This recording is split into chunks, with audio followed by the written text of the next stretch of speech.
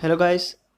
आज की इस वीडियो में आपको बताने जा रहा हूँ कि किस तरीके से आप उन ऐप्स एंड वेबसाइट को जो कि आपकी फेसबुक आईडी से कनेक्टेड होती है उनको किस तरीके से यहाँ पे रिमूव कर सकते हैं। क्योंकि जब भी आप किसी ऐप की आईडी जो है अपनी फेसबुक आईडी के साथ कनेक्ट करते हैं तो उस ऐप के पास आपकी फेसबुक आईडी का एक्सेस होता है। सो गाइस, उसके लिए सबसे पहले आपको यहाँ पे फेसबुक पे आना है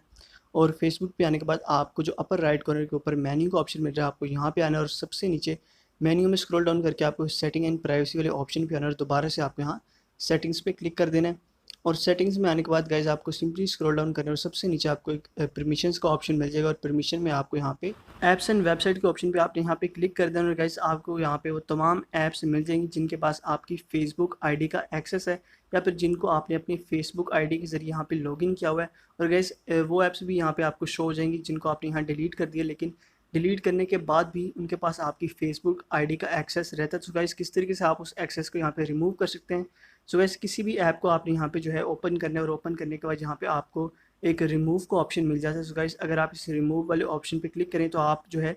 इसका जो एक्सेस है अपनी फेसबुक आईडी का यहाँ से रिमूव कर सकते हैं। उसके अलावा यहाँ पे आप उस ऐप की जो फ़ोटोज़ और वीडियोज़ हैं वो भी अपनी टाइमलाइन से डिलीट कर सकते हैं। सो गाइस, मैं आपको यहाँ पे कोई भी ऐप एक रिमूव करके दिखा देता हूँ। सो गाइस, यहाँ पे एक ऐप है, इसको अगर मैं रिमूव के ऑप्शन पे क्लिक करूँ तो यहाँ पे सिंपली मैं अगर इसको यहाँ पे रिमूव करता हूँ तो आप यहाँ पे देख सकते हैं कि ये मेरे जो ऐप्स एंड वेबसाइट का ऑप्शन है यहाँ से कंप्लीट रिमूव हो जाएगी और उसके बाद मज़ीद मेरे फेसबुक आईडी का एक्सेस नहीं होगा। और गाइस, इस तरीके से आप कोई भी ऐप या वेबसाइट अपने फेसबुक से यहाँ पे रिमूव कर सकते हैं।